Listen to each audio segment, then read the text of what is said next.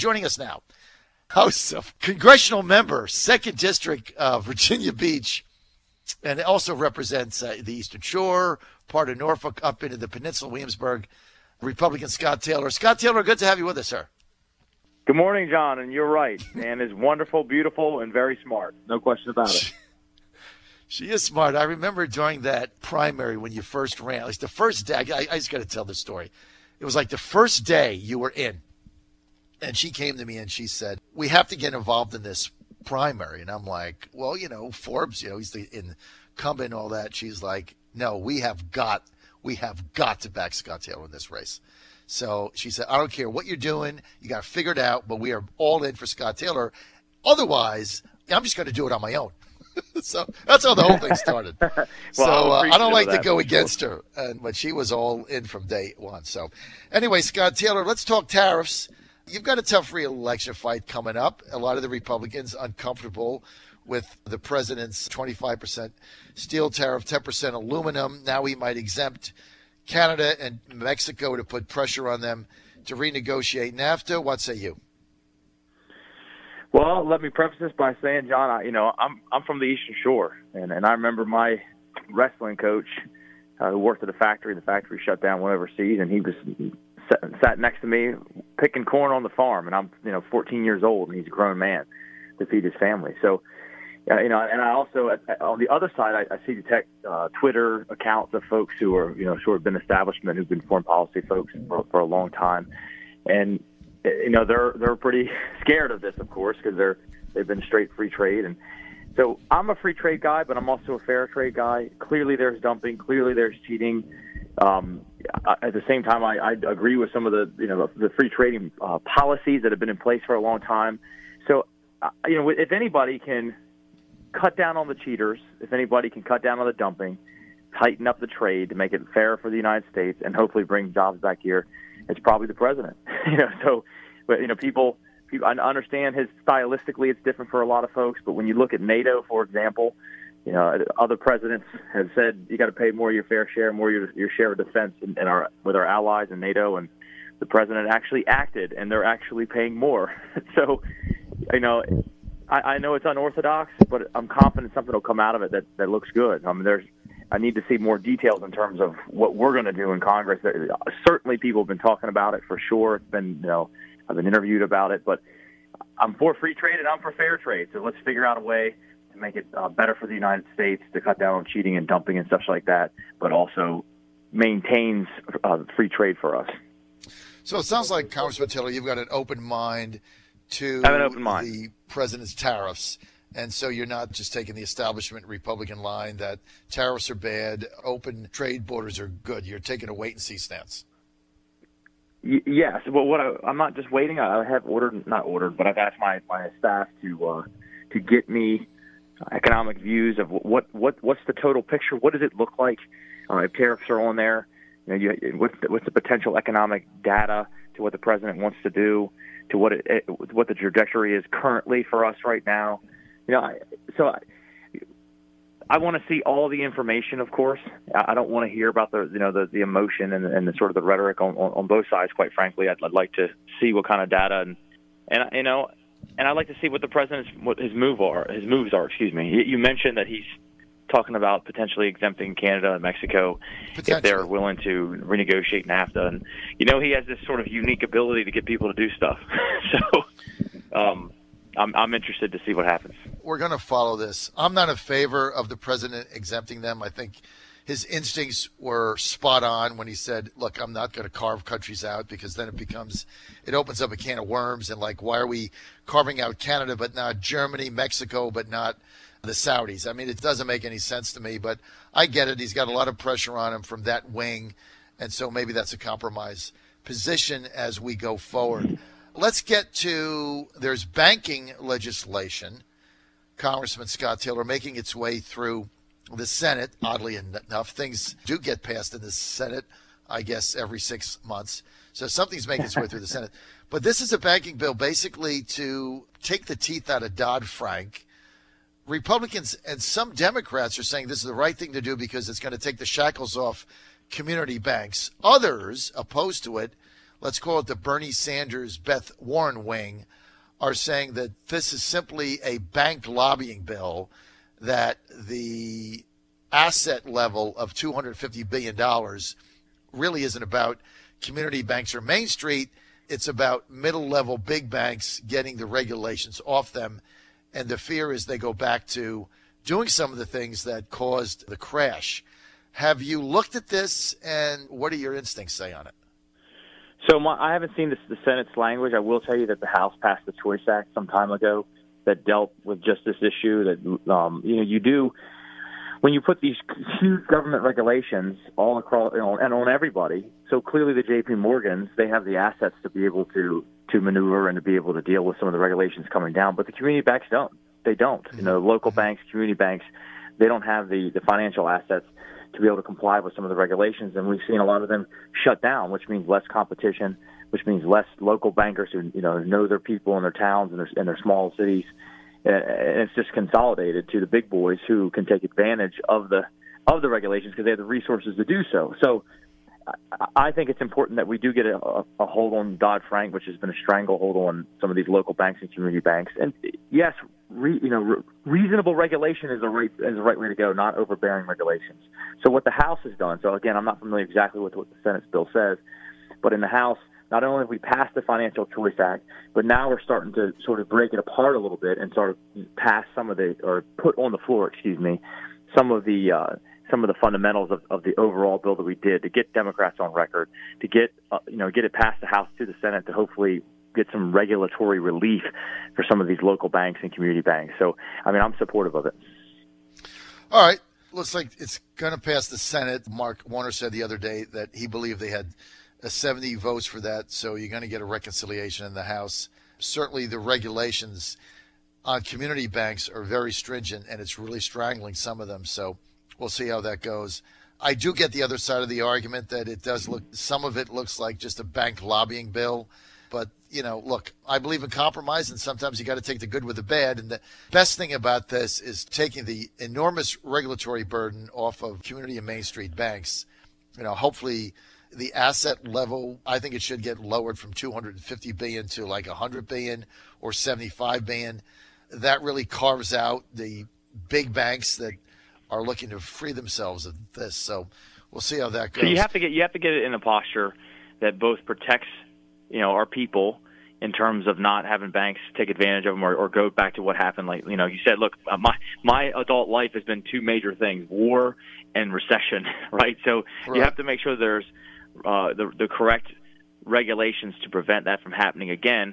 But at the same time, you don't want to over-regulate so as to actually harm the people, of course, because you're reducing their choices. You're reducing their local and community banks there, which is obviously bad for them as well. So you got to get it in the correct posture.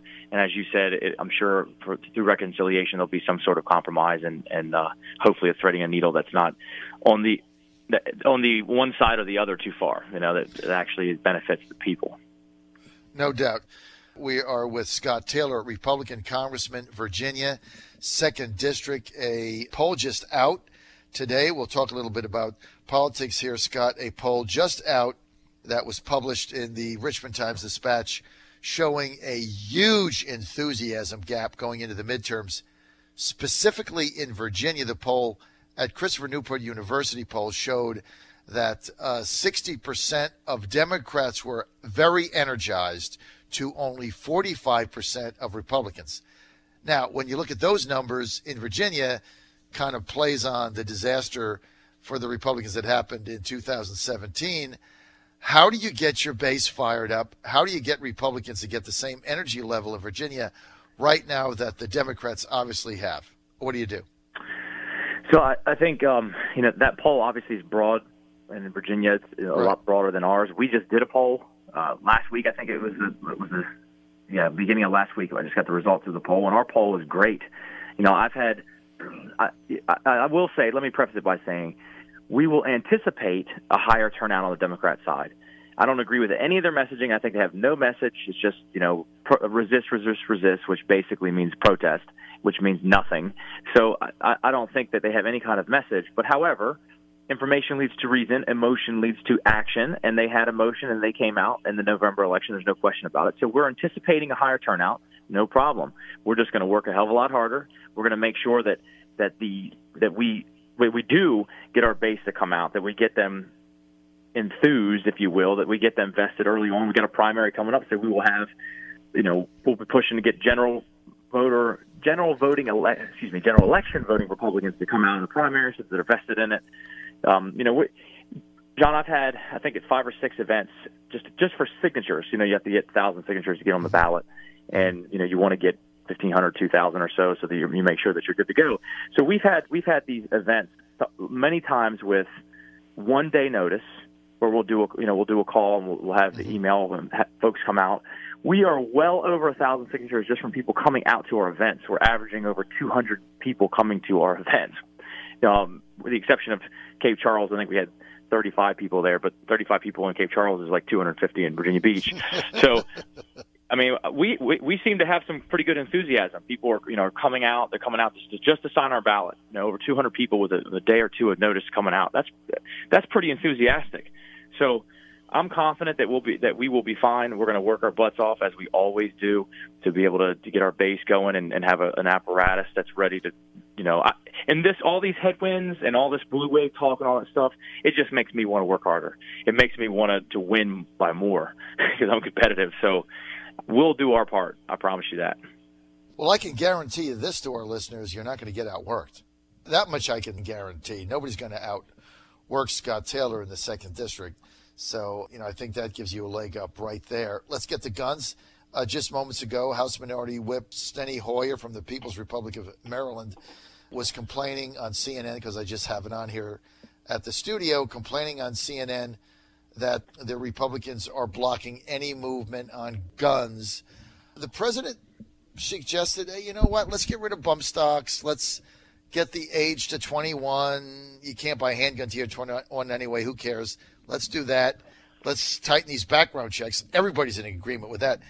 And then maybe the compromise for the Democrats is we allow schools to get rid of the no-gun zones, and we let teachers that have a gun, that are trained, get a certificate, bring it in, so kids are not sitting ducks. No one knows who's got a gun, whatever.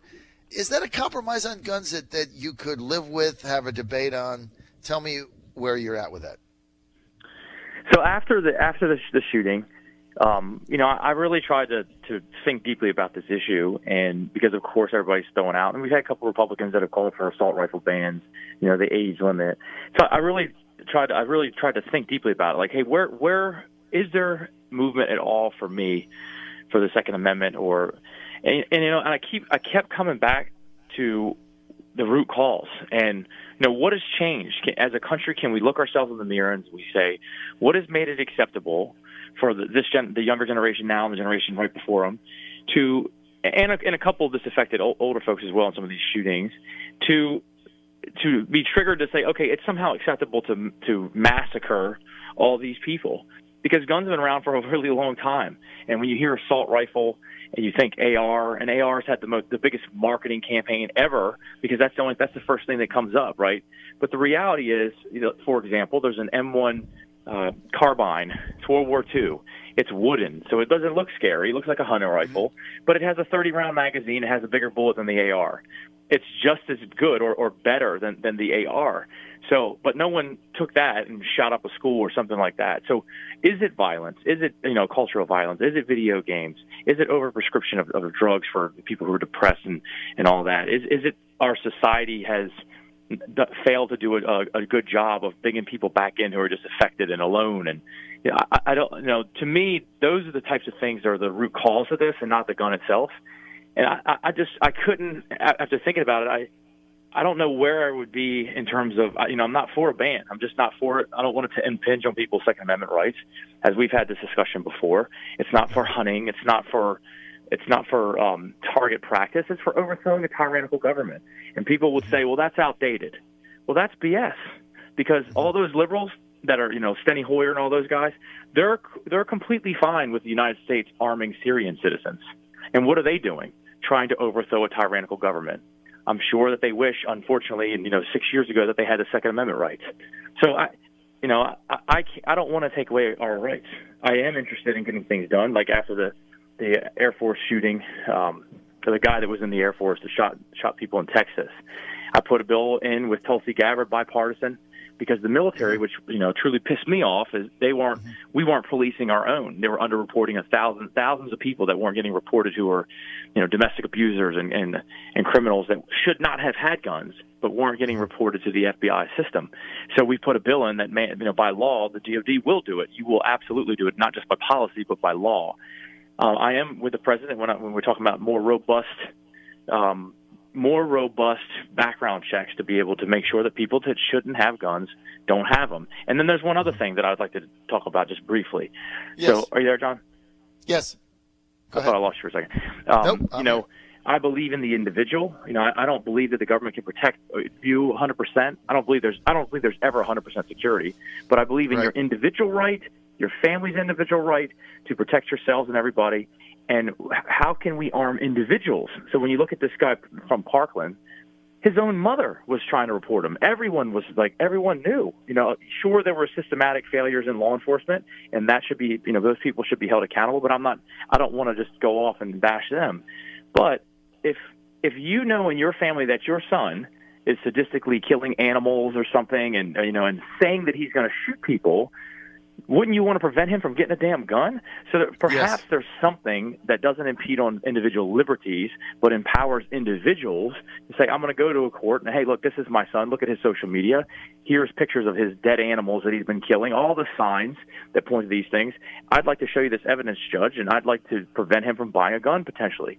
And then, of course, just like in a restraining order, the other side's got they can present evidence and get it abolished as well. But we have to empower individuals more, and that's where I keep coming to in my mind. So that's where I am, John. All right, Scott Taylor, that's going to be the final word. Very salient view on guns in the debate that we're having, and thank you and thanks for coming on. We appreciate it. Remember, Scott Taylor, he's in a primary. He's being challenged. You want to come on and vote for him on, is it June 13th, Scott? Is that the date? I think it's the first Tuesday in June. First Tuesday in June, whatever it is. We'll look it up. First Tuesday in June, vote for Scott Taylor. He's got a competitive primary, and then we'll go on from there. More information, go to scotttaylor.us. scotttaylor.us. I finally got that down. John Fredericks Radio Network, Trucking the Truth. Scott Taylor, thanks for being with us. We'll be right back. Keep it right here.